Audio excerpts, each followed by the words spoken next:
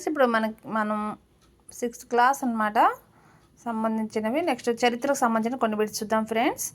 ఆర్య నాగరికత కాలం ఏ కాలం నాటిదంటే క్రీస్తుపూర్వం 1700 నుంచి 600 సంవత్సరాల కాలం నాటిదండి ఆర్య నాగరిక కాలం, మనకి నాగరికత కాలం. నెక్స్ట్ ఫ్రెండ్స్, నేనైతే స్పీడ్గా చదివేస్తున్నానండి. సో ఆదిమ మానవుడు నిపుణ కనుగొన్న యుగం ఏదంటే మధ్యశిలాయుగం. నెక్స్ట్ వచ్చేసి భారతదేశంలో నవీన శిలాయుగ మానవ నివాస స్థలాలు కనిపించిన ప్రాంతాలు ఏమంటే పైవంటే బ్రహ్మగిరి, టెక్కలికోట, ఊడ్నూరు, మస్కి, సింగన కల్లు. నెక్స్ట్ లోహయుగం ప్రారంభమైన సంవత్సరం అంటే క్రీస్తుపూర్వం 5,000 సంవత్సరాల నుంచి ప్రారంభమైంది. లోహయుగాన్ని భారతదేశం ప్రారంభించిన వారంటే ద్రావిడులు. భారతదేశ చరిత్ర తెలిపే దేశీయ రచనలు ఏవి అంటే పైవన్నీ అంట. ఇతిహాసాలు చూడండి. పైవన్నీ అంటే ఫ్రెండ్స్ ఇక్కడైతే మొత్తం చదవట్లేదు, చూడండి ఫ్రెండ్స్ మీరే. సంస్కృత భాషలోని తొలి చారిత్రక గ్రంథం రాజతరంగిణిని రచించిన వారు ఎవరంటే కల్హనుడు. పాయింట్ మనకి ఇది. అమరసింహుడు రచించిన ఏ నిఘంటు సంస్కృతంలోని మొదటి నిఘంటు అంటే అమరకోశం. మహాభాష్యం రచించినది ఎవరంటే పతంజలి. మౌర్యుల కాలం నాటి పరిస్థితులను వర్ణించిన వారు ఏమంటే మెగస్తనీస్. నెక్స్ట్ వచ్చేసి ఎవరి విదేశీ రచనల ద్వారా గుప్తుల కాలం నాటి పరిస్థితులను తెలుసుకోవచ్చు అంటే పైవందంటే it is Fa Hien Hiuen Tsang. Next వచ్చి హ్యూమన్ త్యాంగ్ ఏ చరిత్ర కాలంలోని భారతదేశం అంతటా పర్యటించినంటే హర్షుడు. కనౌజ్ రాజా ప్రజా జీవనం గురించి వర్ణించిన వారు ఎవరు అంటే అల్ మసూది. ఫిరోజ్ షా తుగ్లక్ పాలన గురించి తరీకా ఫిరోజ్ షాహీ గ్రంథం రచించిన వారంటే జియావుద్దీన్ బరౌని. నెక్స్ట్ బిట్ వచ్చేసి నెక్స్ట్ అండి పురావస్తు ఆధారాలు అనగానే అంటే పైవంటే శాసనాలు, నాణ్యాలు, కరడాలు. భారతదేశంలో శాసన సాహిత్యం ఎవరి శాసనాలు ప్రారంభించి అశోకుడు. సముద్రగుప్తుని గురించి తెలిపే శాసనం ఏది అంటే అలహాబాద్ శాసనం. నానాఘాట్ శాసనం వేయించినది ఏమంటే దేవినాగరిక నాగనిక. గౌతమి బాలశ్రీ వేయించిన శాసనం నాసిక్. హతి గుంఫా శాసనం వేయించిన వారు ఎవరంటే ఖారావేలుడు.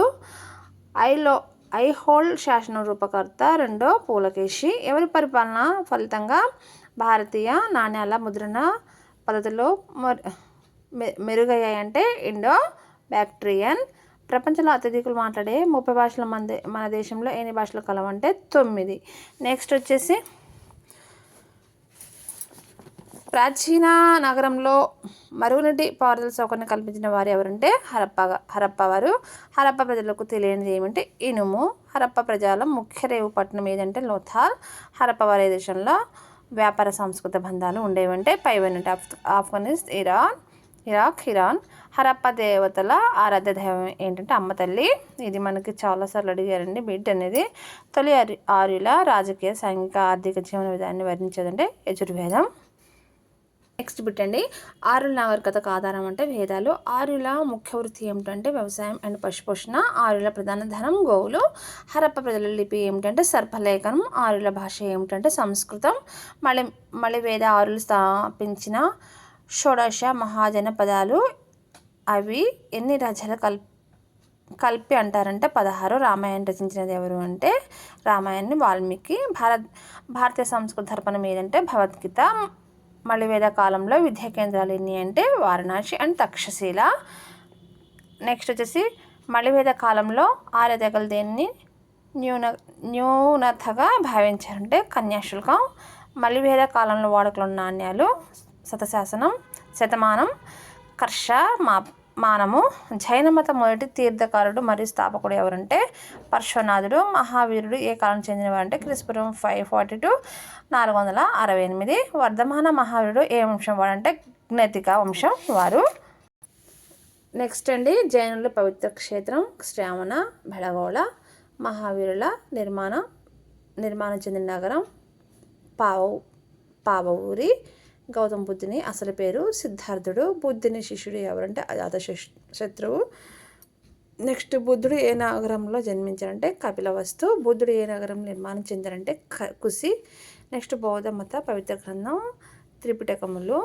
నెక్స్ట్ సృహులేఖ రసరత్నావళి రచించిన వారు నాగార్జునుడు. బుద్ధులు స్థానిక విద్యాలయాలు పైవన్నీ అంటే వల్లభి, ధాన్యకటక, నలంద. బౌద్ధ మతాన్ని జాతీయ ధర్మంగా రూపొందించిన వారంటే అశోకుడు.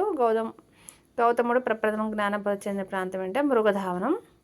నెక్స్ట్ వచ్చేసి శాతవాహన రాజ్యాన్ని నెలకొల్పిన వారు శ్రీముఖుడు. శాతవాహనులు మొదటి రాజధాని ఏదంటే ధాన్య కటకము. దక్షిణ పథంలో తిరుగులేని పాలకుడు ప్రసిద్ధిగా చెందిన వారు ఎవరంటే మొదటి శతకారిణి. శతవాహనాలలో సరస్వత వినోసం అని ఎవరి కాలం జరిగిందంటే హాలుడు. గత సప్తశతి రచించినది హాలుడు. గుణాఢ్యుడు రచించిన ప్రాకృత గ్రంథం బృహత్ కథ. శతవాహనాల్లో 23వ రాజు ఎవరు అంటే గౌతమిపుత్ర శతకర్ణి. శతవాహనుల కాలంలో గ్రామ పాలనను నిర్వహించేది ఎవరు అంటే గ్రామికుడు. ఏ ప్రాంతంలో రచించిన పురాతన నాణ్యంలో ఆధారంగా పరాశకులు దండయాత్ర విశేషాలు తెలుపుతున్నాయంటే పంజాబ్. సో చూసారు కదా ఫ్రెండ్స్, ఇవన్నమాట. ఇంకొన్ని వీడియోస్ మళ్ళీ ఇంకొక వీడియోలో చూద్దాం. ఓకే ఫ్రెండ్స్, ప్లీజ్ లైక్ అండి. వీడియో చూసిన వాళ్ళు మాత్రం కంపల్సరీగా ప్లీజ్ లైక్ చేయండి, షేర్ చేయండి, సబ్స్క్రైబ్ చేసుకోండి.